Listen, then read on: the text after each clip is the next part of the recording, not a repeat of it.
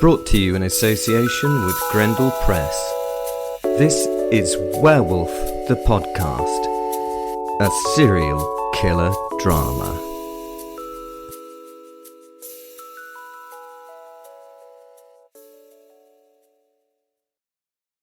Hello, the British Army have captured a werewolf and they are interrogating that werewolf to try and find out all about it. Sadly, that werewolf is me. This is Werewolf the Podcast, and this is episode 8.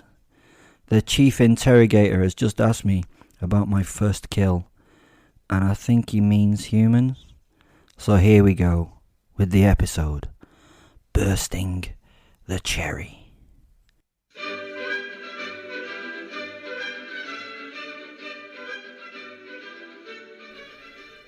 My first human victim was a 4-year-old thing, a boy I think.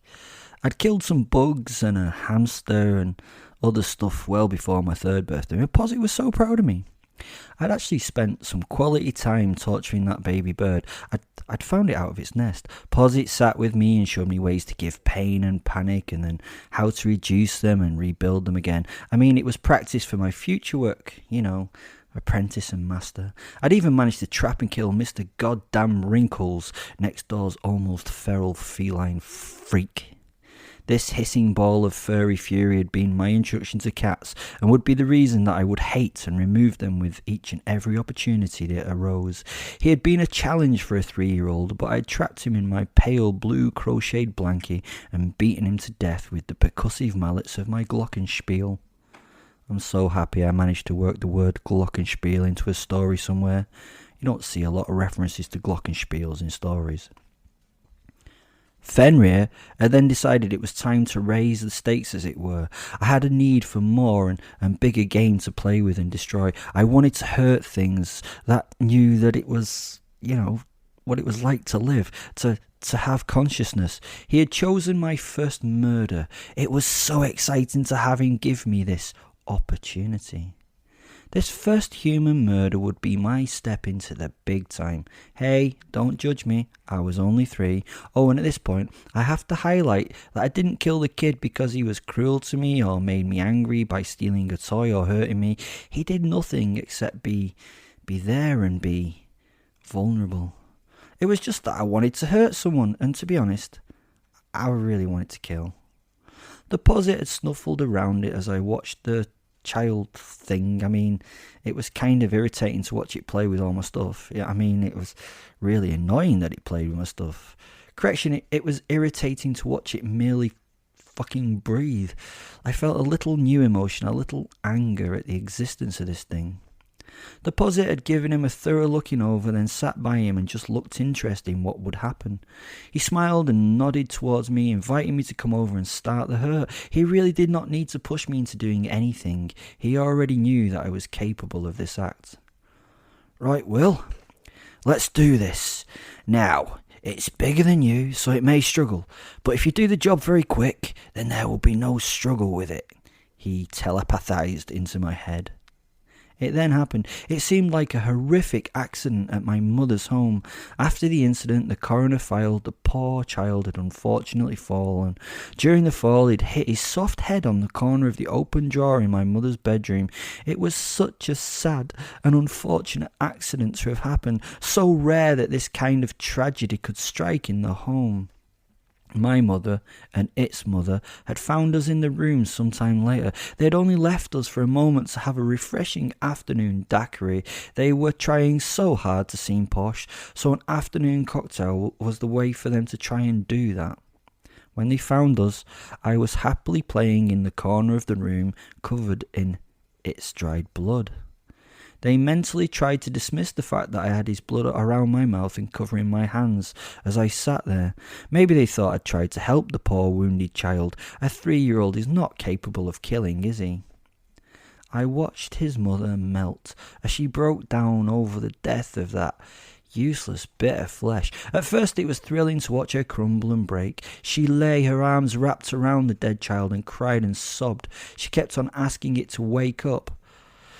What a fool. Did she not realise it was dead? She was so stupid. I watched happily, giggling and pointing at the woman until I was removed from the scene. I found that pretty annoying. I was enjoying the sad lady. Looking back to the incident, I remember the joy of walking up to the dumb kid and taking his head in both my hands. I then looked at Fenrir, and he nodded and smiled as he first looked at me, then the toddler's skull. I then began ramming the toddler's skull onto the corner of the drawer. I remember the celebratory howling of my Posit as I repeatedly smashed the child into the sharp edge of the drawer. The crunch of its skull was palpable each time it hit. The excitement climaxed as it went from crying and moaning to still and silent. I remember placing my hand over its mouth and nose, trying to make it quiet, feeling the breath slow down and become shallower. Its pathetic struggles were gone. I held it firm as I looked into its eyes, watching that poor little innocent creature fight for life and seeing the confusion in its little mind at the pain and anguish that I had created. I was watching for that moment where the more romantic of you would say that its soul left its body. Whatever you think about these things, I watched it die and to be there no more. I'd destroyed something and I knew that it could never be fixed. I had changed the world. I had destroyed something pure and innocent. It was the loss of my virginity in a way, and it was truly amazing and needed to be repeated. Lots. It was my first human kill. I felt truly alive. Death is a gift. I love to give it, and the only thing that allows me to continue is that giving of death.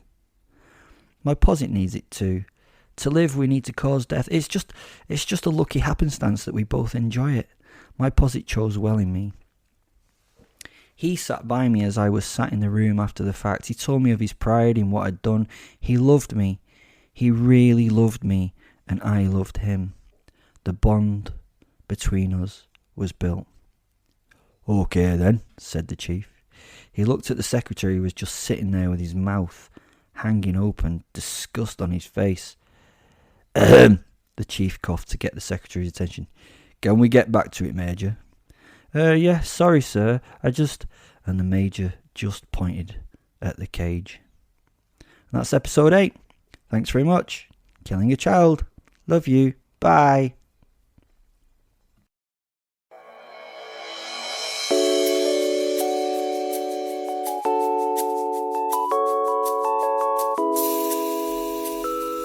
Brought to you in association with Grendel Press. This is Werewolf the Podcast, a serial killer drama.